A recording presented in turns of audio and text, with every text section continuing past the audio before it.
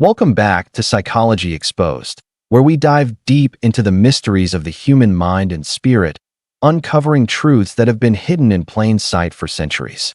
If you are hearing my voice for the very first time today, allow me to extend a heartfelt welcome to you. You have arrived here at this exact moment for a reason that goes far beyond mere coincidence. The universe has a way of guiding souls toward the wisdom they are ready to receive, and I believe you are ready to hear what I am about to share. Before we journey together into the depths of today's message, I invite you to become part of our growing community of seekers and truth lovers. Please take a moment to subscribe to Psychology Exposed right now, and make sure you click that notification bell so you never miss when we release new divine messages meant specifically for your path. We are building something sacred here, a sanctuary for those who refuse to settle for surface-level understanding, and your presence matters deeply to this mission. As we begin today, I want to ask you to do something that will anchor your energy to this teaching. Please pause for just a moment and type the words "Spirit Guide Me" in the comments below. This is not merely an exercise in engagement, though it helps our message reach others who need it. It is an act of declaration, a statement to the universe that you are opening your heart to receive wisdom that transcends ordinary understanding.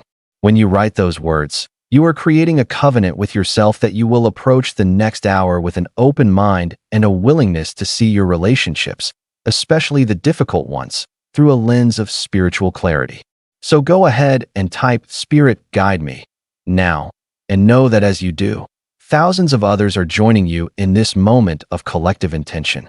Today we are exploring a topic that touches every single one of us, often in ways we do not fully understand until we step back and witness the patterns of our lives.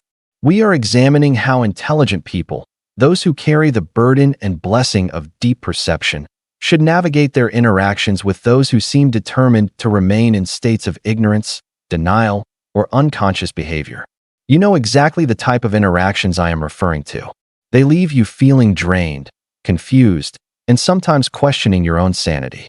They are the conversations where logic seems to evaporate, where emotional manipulation replaces honest dialogue, and where you find yourself wondering if you are speaking a different language than the person standing before you. These encounters can shake your peace, disrupt your spiritual alignment, and if you are not careful, pull you down into the very chaos you are trying to transcend.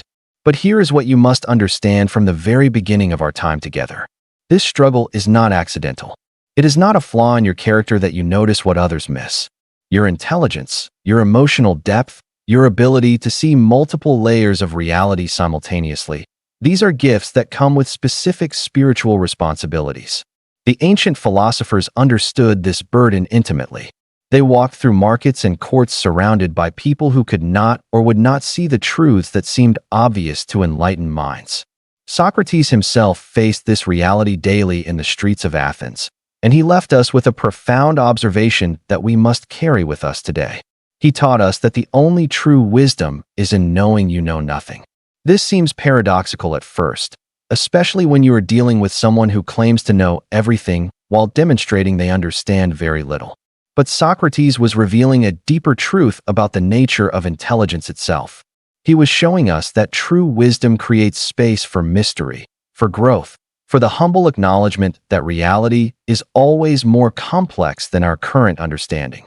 When you approach someone who is behaving foolishly, someone who is trapped in rigid thinking or destructive patterns, your first defense is not to prove your intelligence, but to remember that your intelligence is a vessel for something greater than ego. Plato expanded on this teaching through his allegory of the cave, a story that has resonated through millennia because it captures exactly what you experience when you try to share your light with those who are still chained to shadows. In the allegory, prisoners are held in a cave, watching shadows dance on the wall, believing those shadows to be the entirety of reality. When one prisoner escapes and sees the sun, the true source of light, he returns to tell the others, but they threaten to kill him for describing a reality contradicts their limited experience. You have felt this, have you not? You have tried to explain a deeper truth to a family member, a coworker, or a friend, only to be met with hostility, ridicule, or the maddening dismissal. Aristotle, the master of practical wisdom, gave us tools to navigate this tension when he taught that excellence is never an accident. It is always the result of high intention, sincere effort, and intelligent execution. It represents the wise choice of many alternatives. When Aristotle spoke of many alternatives, he was pointing to the very flexibility of mind that defines true intelligence. The person you are struggling with, the one who seems to choose stupidity over wisdom, anger over peace, or chaos over clarity, they are often operating from a place of collapsed alternatives. They see only one way to be, one way to respond, one way to survive. Your intelligence gives you the gift of options, the ability to choose your response rather than react from unconscious programming. This is where psychology and ancient philosophy converge to offer you a path that protects your energy while honoring your commitment to growth. You must realize that when we speak of dealing with stupid people, we are not referring to those who simply lack formal education or those who process information slowly. True stupidity, in the spiritual sense that we are discussing today, is the willful refusal to grow, the stubborn clinging to false narratives when truth is available, and the toxic projection of one's unhealed wounds onto others. It is the choice to remain unconscious, to blame others for one's own emotional states, and to create drama as a substitute for genuine connection. These behaviors are not random. They are defense mechanisms of the ego, and they are designed to pull you into a game where you cannot win. The intelligent person recognizes this trap not with arrogance, but with compassion informed by clear boundaries. Consider for a moment the psychological concept of cognitive dissonance. When a person holds two contradictory beliefs, or when their behavior conflicts with their values, they experience profound discomfort. The intelligent response to this discomfort is to examine the contradiction and adjust one's understanding. The foolish response is to attack the messenger, to double down on the false belief, or to create chaos that distracts from the internal conflict. You have witnessed this pattern countless times.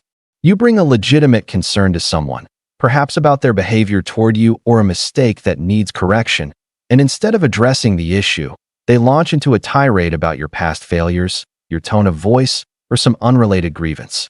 This is not accidental. It is a psychological defense mechanism called deflection, and it is the preferred weapon of the unconscious mind. Your task, as a person of intelligence and spiritual awareness, is to recognize these patterns without becoming entangled in them. This requires a level of emotional discipline that feels almost supernatural at times.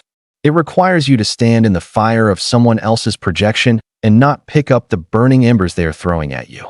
Aristotle understood this discipline when he wrote about the golden mean, the path of virtue that avoids both excess and deficiency. In the context of your relationships, this means you must avoid the excess of trying to fix, educate, or save people who have not asked for your help, while also avoiding the deficiency of allowing their unconscious behavior to poison your peace. The middle path is one of compassionate presence combined with unwavering boundaries. Let me ask you to pause again and consider where in your life you are currently allowing someone else's stupidity to rent space in your mind. Is it a relative who brings up your past failures at every family gathering? Is it a colleague who undermines your work while smiling to your face? Is it a former friend who betrayed your trust and now acts as if you were the one who wronged them? These relationships create a specific kind of exhaustion because they violate the natural laws of reciprocity and respect. They ask you to participate in a reality that is not real, to pretend that up is down, and that their behavior is acceptable when every fiber of your being knows it is not. This is the spiritual test you are facing, and it is refining you in ways you may not yet see.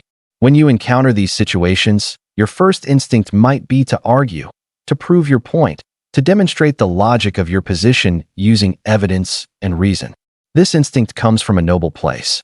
You believe, perhaps unconsciously, that if you just explain things clearly enough, if you just provide the right evidence, the other person will have no choice but to see the truth. But this belief is itself a form of naivety that you must outgrow. The person who has chosen stupidity over wisdom has not done so because they lack information. They have done so because the stupidity serves them in some way. It protects them from accountability, from change, from the terrifying work of self-examination. Your facts and logic are useless. The psychological term for what you must develop is radical acceptance. This does not mean you approve of their behavior or that you agree with their foolishness. It means you stop fighting reality. You stop wasting your precious energy trying to make someone into something they are not ready to become. You accept that this person, in this moment, is operating at the level of consciousness they have chosen, and you adjust your interactions accordingly.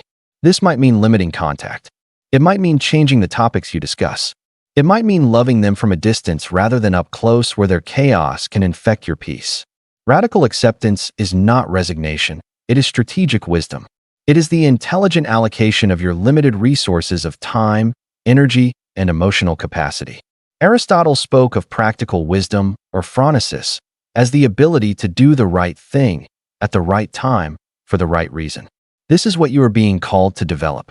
The right thing is rarely the easy thing. It is rarely the thing that satisfies your ego's desire for revenge or your mind's need for resolution. The right thing is often the thing that maintains your integrity while allowing the other person to experience the natural consequences of their choices. If someone in your life is consistently disrespectful, the right thing is not to explain to them for the 100th time why their behavior hurts you. They already know. The right thing is to remove your presence from their reach, to demonstrate through your actions that disrespect has a cost. This is the language they understand, not your eloquent explanations or your hurt feelings. You must become comfortable with the discomfort of silence. The intelligent person often feels compelled to fill silences with explanations, justifications, and clarifications. We want to be understood so badly that we over-explain ourselves into exhaustion. But there is a power in silence that the foolish cannot penetrate. When you stop explaining, when you stop trying to make them see what is obvious, you reclaim your energy. You demonstrate that your reality does not require their validation to be real.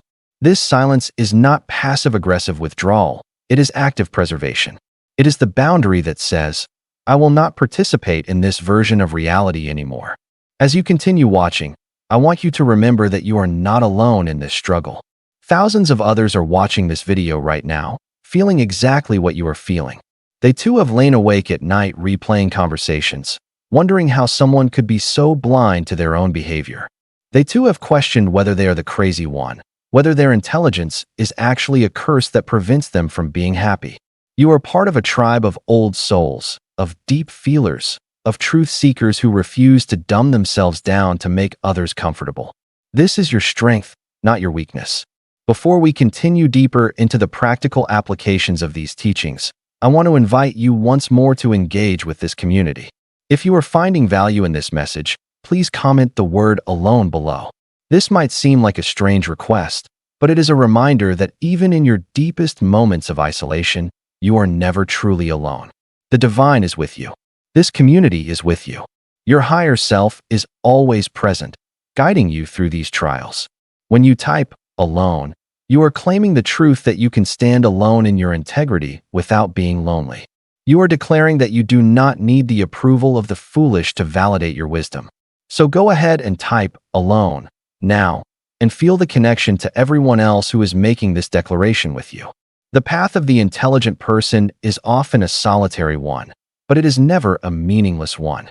Every interaction you have with someone who refuses to grow is an opportunity to refine your own character. It is a mirror showing you exactly where you still need to heal, where you still seek external validation, and where your boundaries still need strengthening. These people are not obstacles to your happiness. They are the very curriculum of your spiritual evolution. When you shift your perspective from, why is this happening to me, to what is this teaching me, everything changes. You stop being a victim of other people's unconsciousness and become a student of human nature. Socrates faced death rather than compromise his truth. He drank the hemlock because he refused to stop asking questions that made the powerful uncomfortable. While I am not suggesting you martyr yourself for wisdom, I am suggesting that you consider what you are willing to tolerate in the name of keeping the peace. Sometimes the most intelligent thing you can do is to walk away from a situation that is beneath you. Not with drama, not with pronouncements of your superiority, but with the quiet dignity of someone who